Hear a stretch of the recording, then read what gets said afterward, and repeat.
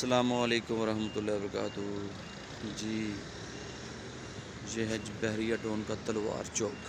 इसको तलवार चौक बोलते हैं, बहुत मशहूर है।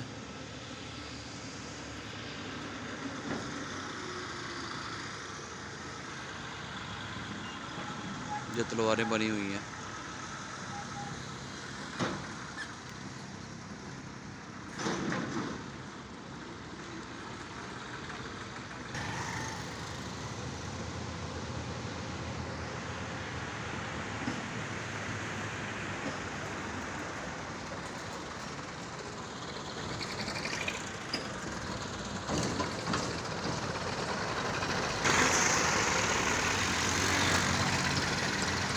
ये सफाई के लिए सुबह सुबह जाते हैं।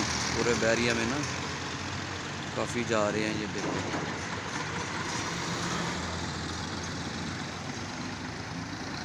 देखो, ट्रॉलियाँ वगैरह इस तरह की चीज़ें।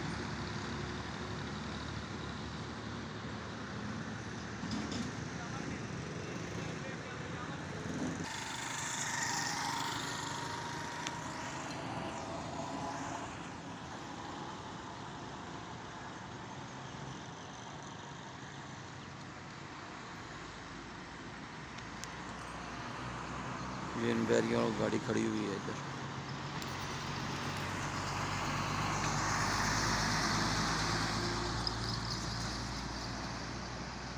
ये आगे रोड जा रहा है जामिया मस्जिद की तरफ। जो बड़ी मस्जिद है ना, ग्रैंड जामिया मस्जिद, उधर जा रहा है।